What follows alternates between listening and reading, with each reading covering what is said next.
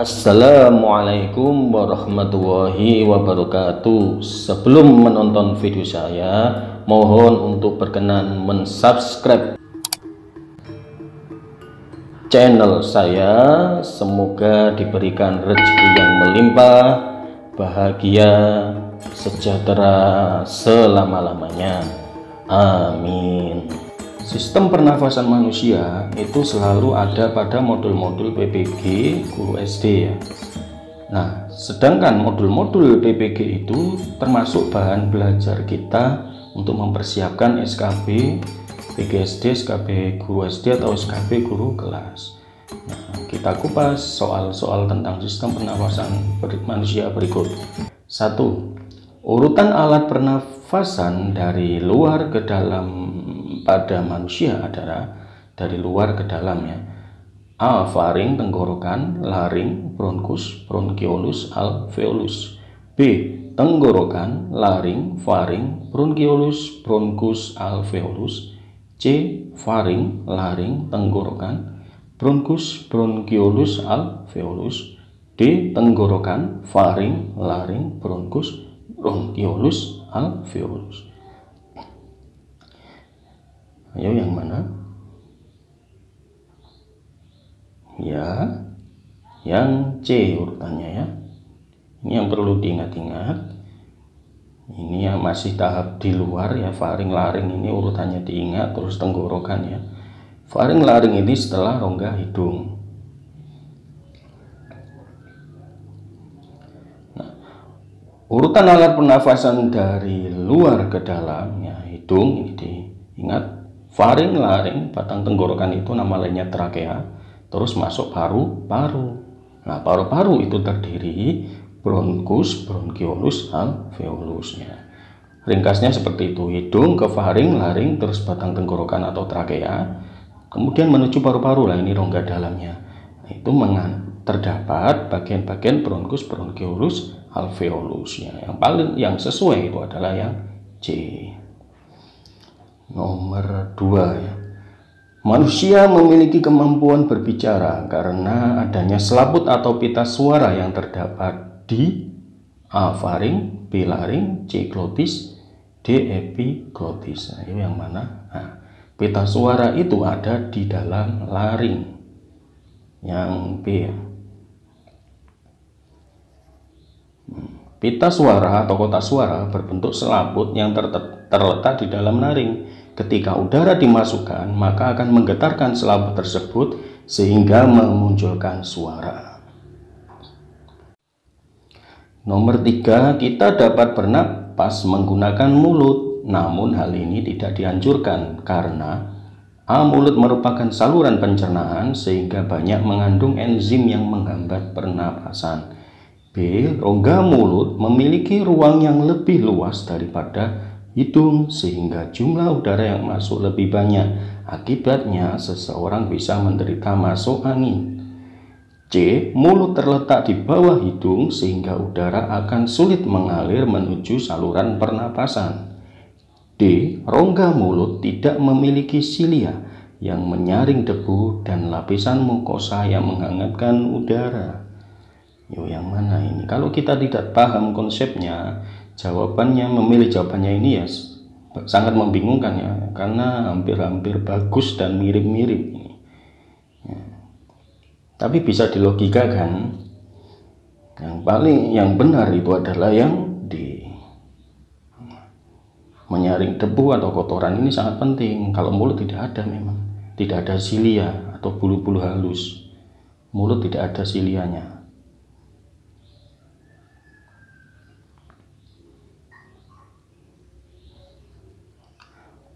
Pernafasan dapat menggunakan mulut karena ada percabangan menuju saluran pernapasan. Meskipun demikian, bernapas menggunakan mulut tidak dianjurkan karena konstruksinya berbeda dengan rongga hidung. Di dalam rongga hidung terdapat rambut dan silia yang digunakan untuk menyaring debu dan mikroorganisme. Ini penting untuk menyaring virus atau bakteri yang masuk bersamaan dengan udara. Selain itu, juga terdapat lapisan lendir atau mukosa yang berfungsi melembabkan dan menghangatkan udara yang masuk sehingga sesuai dengan suhu di paru-paru. Nah, berarti yang D ya. Yang D soal ini. Oke, selanjutnya nomor 4. Kondisi berikut ini menyebabkan udara dapat masuk ke dalam paru-paru kecuali A. Otot antar tulang rusuk berkontraksi. Ya, ini kontraksi. Ya, ini respirasi ya berarti ya. Udara masuk ini itu proses respirasi ya berarti ini. Mengambil udara, gampangnya gitu ya. Respirasi ini mengambil udara. B. Rongga dada mengembang, betul tidak? Nah, kalau rongga dada itu mengembang ya, berarti tekanan udaranya mengecil sehingga udara itu masuk ke dalam paru-paru ya. Kayak balon, itulah balon kalau mengembang kan udaranya masuk. Kalau kita tekan, kempes ya, kita tekan, udaranya keluar atau bahkan sampai meletus ya. Ini benar ya. C. Tekanan udara di dalam paru-paru mengecil. Ya memang tekanan udaranya ini mengecil, maka udaranya masuk. Kalau tekanan udaranya itu membesar, yang semakin tinggi ya ditekan, jadi keluar udaranya. Nah, yang sangat jelas salah itu yang D ya. Kalau ada relaksasi begini, bukan kontraksi, berarti itu mengembuskan nafas atau ekspirasi. Ini mengembuskan nafas atau ekspirasi.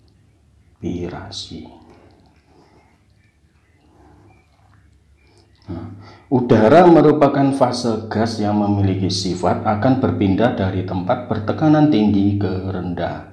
Agar udara bisa masuk inspirasi ke dalam paru-paru, maka tekanan udara di dalam paru-paru harus rendah atau kecil. Tekanan udara di dalam paru-paru kecil pada saat rongga dada membesar, mengembang, akibat kontraksi otot antar tulang rusuk, atau nama ilmiahnya musculus intercostalis.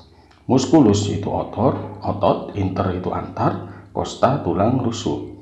Selain itu, situasi ini juga dapat terjadi karena otot diafragma berkontraksi sehingga ruang rongga dada membesar. Jadi betul yang D ya. Dipahami saja pembahasannya. Oke, selanjutnya nomor 5. Berikut ini yang merupakan ciri ekspirasi, yaitu berarti mengembuskan nafas pada pernafasan perut adalah kita cari. Kalau ekspirasi itu sudah pasti berelaksasi ya. Kalau kontraksi itu sudah jelas salah, tapi kita amati dulu pilihan jawabannya, harus hati-hati. A. Otot diafragma berelaksasi sehingga posisinya melengkung. Kalau melengkung ini relaksasi atau tidak? Betul, relaksasi. Tapi kalau relaksasi ini mengembuskan nafas. Jadi langsung betul ya, mengembuskan nafas itu ekspirasi. Jadi yang A ini sudah langsung betul. Kita analisa. Otot diafragma berkontraksi sehingga posisinya mendatar. Nah, ini inspirasi. Ini inspirasi, itu menarik nafas, menarik udara, mengembuskan udara, itu aspirasi. Ini otot diafragma berelaksasi sehingga posisinya mendatar. Kalau relaksasi, otot diafragmanya itu melengkung. Ini salah. Otot diafragma berkontraksi sehingga posisinya melengkung. Ini harusnya berelaksasi. Ini salah. Ya, jadi yang A. Ekspirasi atau ekshalasi merupakan proses mengembuskan udara. Pernapasan perut dipengaruhi oleh aktivitas otot diafragma. Pada saat ekspirasi, otot diafragma akan berelaksasi sehingga posisinya akan melengkung ke atas arah rongga dada. Ruang rongga dadanya mengecil sehingga udara terdesak keluar paru-paru. Ini dipahami saja bagaimana prosesnya. Semakin paham lagi, kita buka pembahasan yang lain. Ya, ini perhatikan. Nah, kalau melengkung seperti ini, ya, melengkung seperti ini itu menggembuskan nafas. Nah, kalau mendatar ini menarik nafas. Nah, ini mengembang tuh, atau rongga udaranya ini mengembang, udaranya masuk. Nah, kalau mengecil ini kayak balon itu ditekan, maka udaranya keluar. Ininya melengkung, menekan rongga udara atau diafragma ini. Perhatikan dari samping. Nah, ini kan didorong ini, rongga udaranya mengecil, maka menghembuskan nafas. Nah, kalau membesar ini, maka udaranya masuk. Ada ruang, udaranya masuk. Ya, mengecil. Nah, ini melengkung lagi. Ini berarti apa ini? Menghembuskan nafas. Ini menarik nafas. Nah, ini menarik nafas. Ya. Ini menghembuskan nafas. Ya. Ini perhatikan, nah, ini apa ini? Menghembuskan nafas. Ini semakin kecil, nah, rongga dadanya besar, ini menarik nafas, udaranya masuk, ininya mendatar, diafragmanya. Kesimpulannya sebagai berikut ya. Pernapasan dada, bagian yang memiliki peranan penting adalah otot antar tulang rusuk. Tahapan pernapasan dada sebagai berikut. Inspirasi, otot antar tulang rusuk berkontraksi. Tadi tulang rusuknya naik, volume ruang dada membesar sehingga tekanan udara dalam rongga dada kecil, udara masuk ke paru-paru. Agar lebih paham, Anda coba bernafas dengan pernafasan dada. Tulang rusuk Anda naik kan? Otot antar tulang rusuk berkontraksi. Nah, rongga dada Anda terasa membesar atau tidak? Terasa membesar kan? Nah, udara masuk gitu. Terus ekspirasi, otot antar tulang rusuk berelaksasi, jadi turun. Kalau kita menghembuskan nafas kan rasakan otot tulang rusuk di bagian belakang itu turunnya, atau tulang rusuk di dada ini juga turun juga, tidak naik. Ya, volume rongga dada terasa mengecil ya, sehingga tekanan udara dalam rongga dada membesar, udara keluar dari paru-paru. Nah, 2. Pernapasan perut.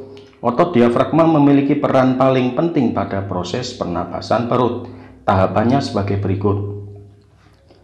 Inspirasi, ini jadi menarik nafas ya. Ini tadi inspirasi menarik nafas, ekspirasi itu menghembuskan nafas. Otot diafragma berkontraksi.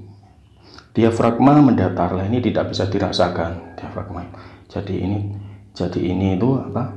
Dipahami, dihafalkan. Kalau ini kan tulang rusuk kan terasa. Naiknya kan terasa, turunnya juga terasa. Nah, kalau diafragma ini mendatarnya itu harus dipahami. Volume rongga dada yang membesar, tekanan udara rongga dada lebih kecil, udaranya masuk. Karena kalau membesar ya, kan jadi tekanan udaranya kan tidak ada atau mengecil, jadi udaranya masuk. Nah, kalau ditekan, kayak balon itu kalau ditekan kan bisa meletus ya, udaranya bisa keluar. Ekspirasi menghembuskan nafasnya, otot diafragma berelaksasi, diafragmanya melengkung, volume rongga dada mengecil, tekanan udara dalam rongga dada lebih besar, udara keluar dari paru-paru. Nomor 6, perhatikan gambar sistem pernapasan di samping. Pada saat seseorang mengalami penyakit asma, maka penyempitan saluran pernafasan terjadi pada bagian ini A, B, ini berarti di bronkiolus ya, ini B ini bronkus, C rongga hidung, D ini di rongga mulut ya, berarti ini E ini di bagian trakea. Nah, penyakit asma itu di bagian trakea ini. Jadi ada tergangguan pada otot-otot polos pada trakea. Otot polos itu kan di bagian rongga dalam. Jadi yang C ya.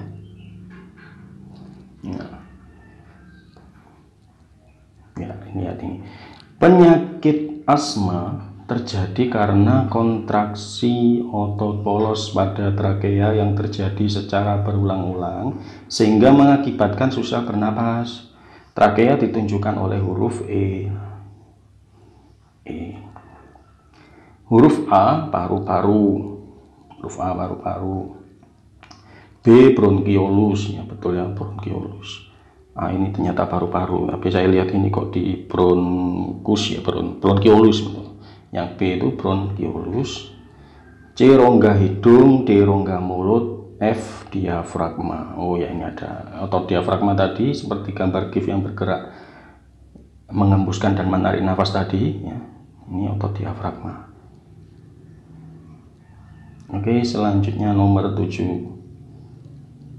Perhatikan gambar paru-paru di samping ini. Bagian yang disebut bronkus ditandai oleh nomor.